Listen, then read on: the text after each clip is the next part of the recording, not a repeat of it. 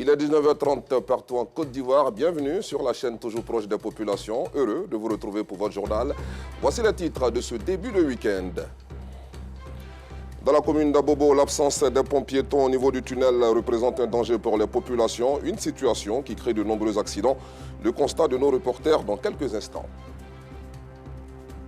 À l'international, c'était un acte symbolique mais attendu. Une majorité écrasante de l'Assemblée générale des Nations unies a voté en faveur de l'adhésion des Palestiniens, de quoi susciter la colère d'Israël. Bonsoir à tous, merci pour votre fidélité. L'absence de ponts piétons au niveau du tunnel de la commune d'Abobo représente un gros danger pour les populations. Les usagers se trouvent confrontés aux automobilistes et aux motocyclistes en courant ou se précipitant pour traverser la voie, ce qui cause souvent des accidents sur ce tronçon. Voici le constat de nos reporters Aïcha Guéry et Georgette Ido Fofana. Tunnel d'Abobo. Difficile pour les piétons de traverser à ce niveau de la voie. Le balai incessant des automobilistes et motocyclistes les expose aux accidents de la circulation. Faute de ponts piétons, ils bravent ce danger tous les jours. Pour la traversée de la route, c'est très dangereux. Et nous souhaitons qu'il y ait au moins des ponts piétons pour que la population puisse traverser facilement cette voie. Il y a beaucoup de dangers. Les voitures vont à vive allure. Le marché qu'est là, les enfants. C'est un peu malheureux qu'il n'y ait même pas de pont. À Bobo, il y a du monde. Si Madame le maire peut vraiment se pencher sur ça, ça allait vraiment désengorger la circulation et puis arranger aussi la population d'Abobo. Et à chaque fois en traversant, ce n'est pas prudent. Surtout que sur l'autoroute, quand une voiture te heurte, et la voiture ne s'arrête même pas. Pour ces piétons, il ne faut pas paniquer ou courir pour traverser. D'habiter là, donc pour traverser là c'est facile sur toi quoi. Parce que nous on a là travaillé pendant des années. Si on rentre au goudron comme ça là, chez nous là il n'y a pas de dérangement. La traversée est difficile. On ne sait pas s'il y a autre méthode pour la traverser, sinon on se débrouille comme ça. Mais c'est pas prudent. Ils viennent en vitesse, ça effraie, tu es obligé d'attendre ou bien reculer. Il ne faut jamais courir pour traverser, c'est interdit. Les usagers de la voie jouxtant le tunnel d'Abobo en amont et en aval souhaitent la réalisation de ponts piétons. Et ce, en vue de mettre fin à leur calvaire et réduire le taux des accidents de la circulation sur ce tronçon. Vivement la construction de ponts au niveau du tunnel pour permettre aux piétons de traverser sans risquer de se faire renverser par les automobilistes. Direction Yopougon pour nous plonger dans l'ambiance du marché le plus fréquenté de la commune. Il s'agit de celui de Kouté qui est de plus en plus accessible ces derniers temps. Fini les bousculades et les bruits de klaxons à l'entrée de cet espace. Les commerçants déguerpis ont été relocalisés à l'intérieur du village. Hors de tout danger, ils disent réaliser de bonnes affaires tant les clients ne désemplissent pas les jours de marché. Des précisions avec Justin Kwasi et nous Sangari. Chaque vendredi, c'est jour de marché à Kouté, village situé dans la commune de Yopougon.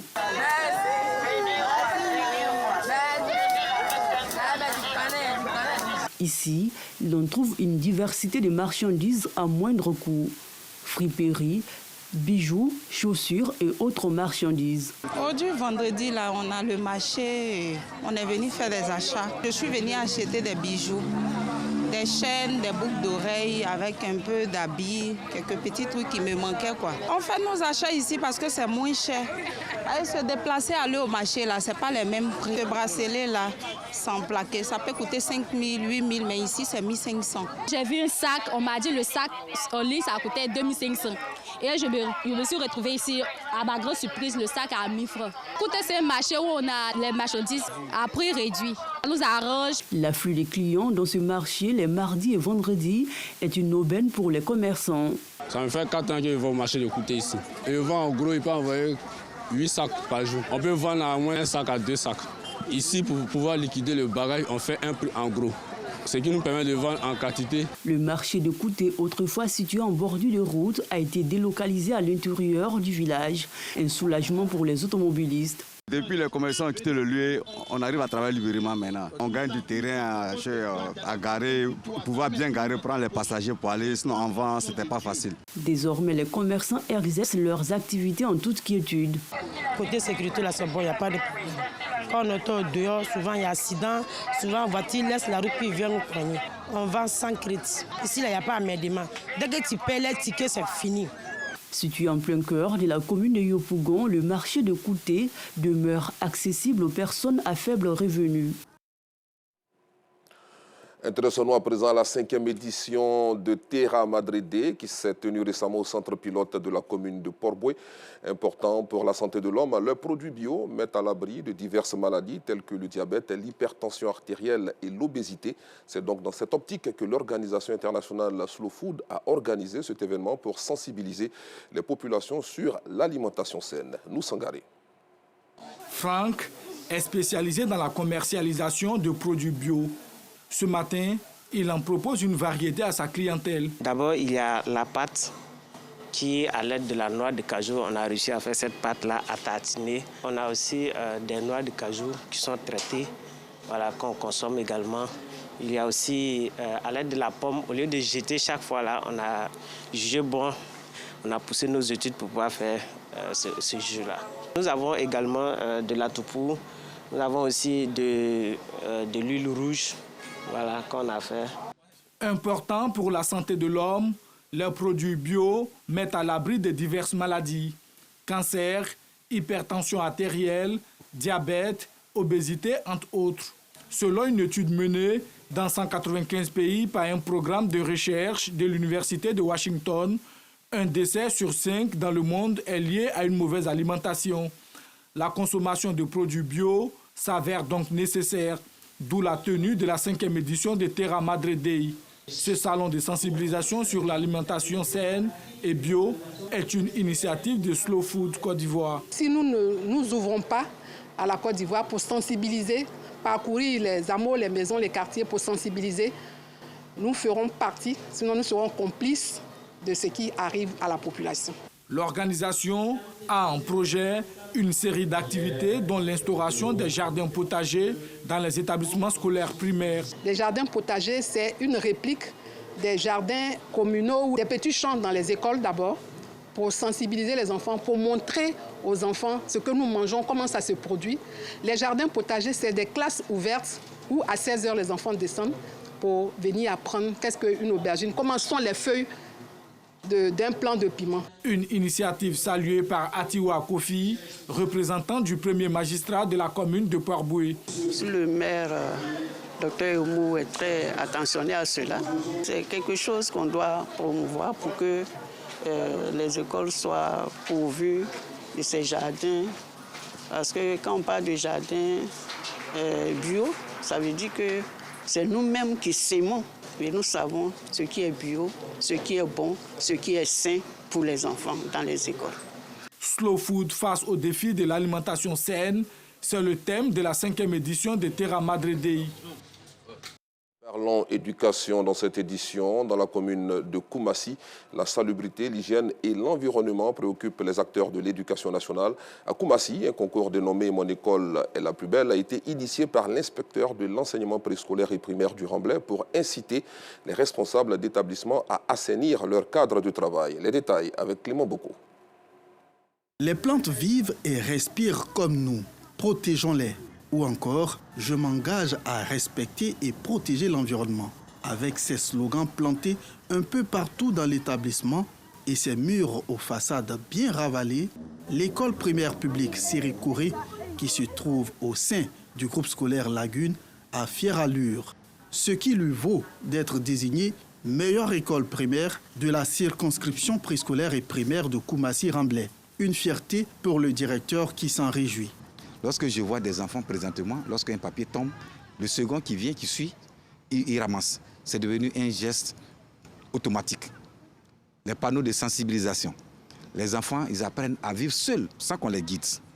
En ce qui concerne le préscolaire, c'est l'école maternelle Sissé Ibrahim Bakongo de Koumassi-Remblai qui remporte la première place. Ma joie est grande.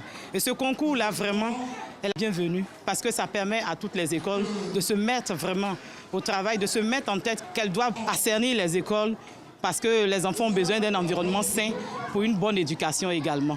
Pour les initiateurs et la municipalité qui appuie ce concours, il s'agit d'inculquer aux enfants les bonnes habitudes à adopter pour la préservation de notre environnement. Nous travaillons avec des enfants qui sont très fragiles.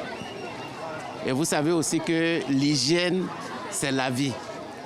Donc, il fallait tout faire pour avoir un cadre de vie sain, salut, propre. Et nous avons aussi ajouté l'embellissement parce qu'une école belle est attrayante et permet aux élèves de venir régulièrement en classe.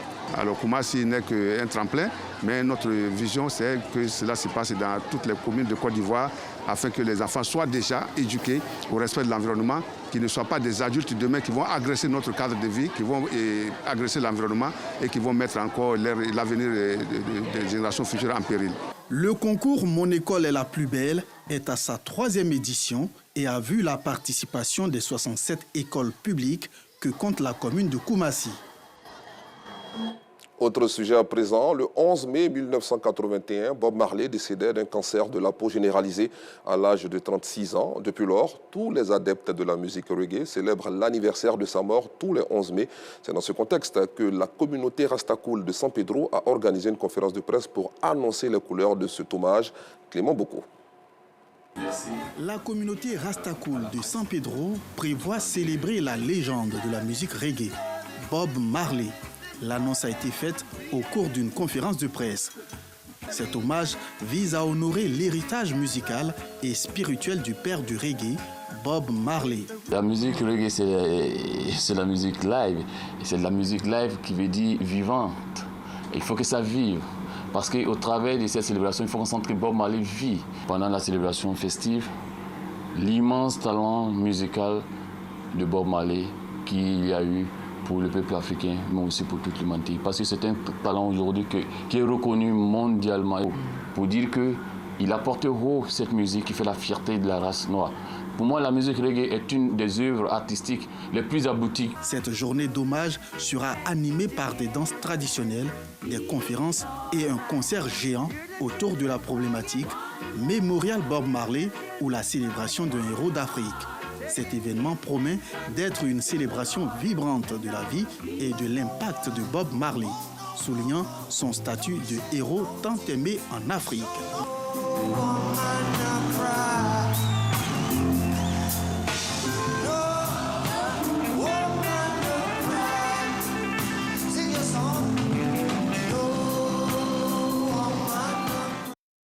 Toujours à propos des cultures, nous recevons à présent une icône du théâtre et du cinéma en Côte d'Ivoire. Elle ne cesse de faire la fierté de notre pays avec plus de 30 ans de carrière. Adrienne Coutan, bonsoir. Bonsoir mon frère Guy Michel. Ça va bien? Ça va. D'accord. Allez, avec vous, nous allons parler donc de la performance des acteurs ivoiriens dans les films et téléfilms, cas du nouveau film Maman du réalisateur Owel Brown, dont voici un extrait. Eliam, on s'en va. Tout le monde t'attend. Mais maman, pourquoi tu me stresses alors que tu sais pertinemment que je ne peux pas y aller? Et puis je vais faire quoi à l'église? Je prie déjà mes ancêtres, non? Jésus, Marie, Joseph, enceinte? Oui, c'est la tradition africaine. Papa même le faisait. Mais ton papa, il partait à l'église. Bah oui, c'était juste pour te faire plaisir. Regarde-moi. Regarde-moi dans les yeux. Eliam, tu m'arrêtes ça tout de suite. Tradition ou pas, sache que tant que tu es sous mon toit, c'est Jésus que tu vas prier. Tu as compris? Et voilà, on vient donc de voir un extrait de ce film Maman. Alors justement, c'est quoi la trame de ce film, Adrienne?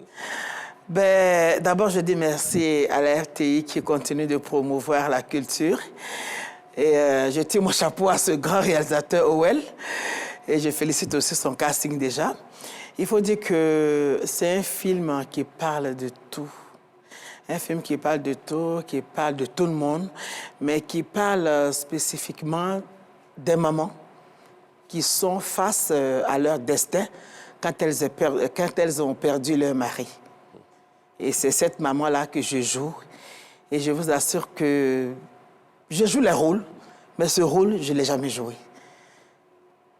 Ça me fait pincement d'en parler parce que c'est une maman qui, comme je l'ai dit, a perdu son mari, mais qui traverse tous les moments de la vie d'un être humain. Imaginez une maman en face de ses enfants, en face de son boulot, en face de la vie, c'est pas facile. Et ce film parle beaucoup de choses de la société. On constate que c'est un rôle qui vous donne pas mal d'émotions. Vous en parlez même pratiquement avec les larmes aux yeux. Oui, pratiquement avec les larmes aux yeux. Comme je le disais tantôt, c'est un rôle pas comme les autres. C'est un rôle pas comme les autres. C'est pourquoi j'ai dit je félicite le réalisateur qui a pensé à me confier ce rôle que j'ai bien joué d'ailleurs. Et une maman qui, comme je le disais, fait face à son destin. Je sais pas, les mots me manquent, c'est un film à voir. D'accord. Alors, Adrienne Coutois, qui a plusieurs facettes, hein. Vous jouez pratiquement tous les rôles. Là, vous jouez le rôle d'une maman, comme vous venez de le dire. On sent un peu l'émotion dans la voix, les larmes voilà, qui coulent pratiquement quand vous en parlez. C'est quoi votre secret, justement? Parce que quand vous donnez un rôle, et vous assurez dans ce rôle-là. Il n'y a pas de secret. Mon secret, d'abord, c'est Dieu, à qui je me confie. Je confie toute ma vie, je confie tous mes projets. Et puis, je le dis toujours, hein, quel que soit le rôle, il faut l'aimer. Ce métier, c'est la passion. Il faut l'aimer et puis il faut te donner. Même quand on te dit de jouer le rôle d'un balayeur ou bien d'un coureur, il faut bien courir. Et c'est ce que je fais. Je n'ai pas de secret particulier. J'attrape le rôle qu'on me confie, je le travaille au-delà même des attentes du réalisateur et tout de suite, ça passe. Est-ce que dans votre carrière, il y a eu des rôles que vous avez eu à refuser? Oh non, non, non, pas du tout. Peut-être le rôle que je vais refuser, qui ne m'a jamais été proposé aussi, c'est peut-être de jouer nu. On ne m'a jamais proposé, mais si on me proposait ce rôle, je n'allais pas accepter. Mais à part ça, je peux jouer tous les rôles. D'accord. Par rapport à la sortie de ce film, est-ce qu'il y a des projections dans les salles de cinéma? Oui, oui, le film sort le 24 à Primavera. Ça, c'est la grande première. La grande première, pardon, juste après la grande première, le film sort le 24. Et cette fois-ci, ce n'est pas seulement au niveau de la Côte d'Ivoire. Le film va sortir dans tous les cinémas Canal Olympia, dans toute l'Afrique. Parce qu'il faut que ce film sorte dans toute l'Afrique, parce que tout le monde est concerné, et surtout les mamans. Les enfants, les papas, tout le monde, mais surtout les mamans. Il faut voir ce film pour comprendre la vie d'une femme. D'accord. Voilà. Alors, on rappelle que le 24 mai, c'est, on va dire, 48 heures avant la fête des mères. Justement. Le 26 mai. Et on va dédier ce film à toutes les mamans. Tout à fait. Justement, c'est quoi le plus, la particularité de ce film-là? Bon, on peut le dire, parce qu'Adrienne Coutois a joué dans plusieurs films. Alors, qu'est-ce qui peut pousser donc, le cinéphile à se rendre en salle de cinéma le 24 pour suivre ce film? Il faut venir voir ce film parce qu'il y a toutes les émotions dans ce film. Il y a toutes les émotions. Et puis, souvent, on a des films où il y a beaucoup d'acteurs. Bon, c'est bon. Mais ce film-là, il n'a pas pris trop d'acteurs. Peu d'acteurs. Beaucoup de travail et vraiment une performance dans... Même les enfants, ils avaient une certaine performance. Je me suis demandé d'où elle les a sortis. Mais il faut dire que tous les acteurs se sont donnés. Le film, il est bon. Pas parce que j'ai joué dedans. Moi, quand le film n'est pas bon, je te dis. J'ai fini de prendre ton argent et puis te dis ton film n'est pas bon. Mais ce film-là, il sera l'un des meilleurs films en Côte d'Ivoire et en Afrique. D'accord, on termine notre entretien avec cet appel à lancer à présent. J'invite tout le monde, quand le film va sortir, d'aller au cinéma, d'aller voir le film pour apporter les critiques et puis de vivre l'émotion, toutes les émotions qui sont dans ce film pour que chacun en tire une leçon. Et puis voilà, il faut soutenir le cinéma, il faut soutenir les acteurs et c'est comme ça qu'on nous soutient. Quand on sort un film, il faut que tout le monde aille au cinéma pour le voir, le découvrir, le déguster, le partager avec tout le monde. Et c'est ça qui fait notre force. Et c'est toujours pour nous un plaisir de voir ou revoir Adrienne Coutois dans un film. Merci beaucoup, vous restez avec nous. Nous allons poursuivre cette édition à l'international au Tchad au lendemain de l'annonce express des résultats de la présidentielle remportée par Mahama Idriss Déby. Selon l'organe chargé d'organiser ce scrutin, le calme règne à N'Djamena. Ce vendredi, la vie reprend timidement son cours dans la capitale tchadienne, mais un important dispositif sécuritaire reste en place. Hors du continent, c'était un vote symbolique mais attendu. Une majorité écrasante de l'Assemblée générale des Nations unies a jugé ce vendredi à New York que les Palestiniens mériteraient d'être membres à part entière de l'organisation, leur octroyant quelques droits supplémentaires à défaut d'une véritable adhésion bloquée par les États-Unis. Point final, merci d'avoir suivi cette édition. Bon week-end sur RTI2.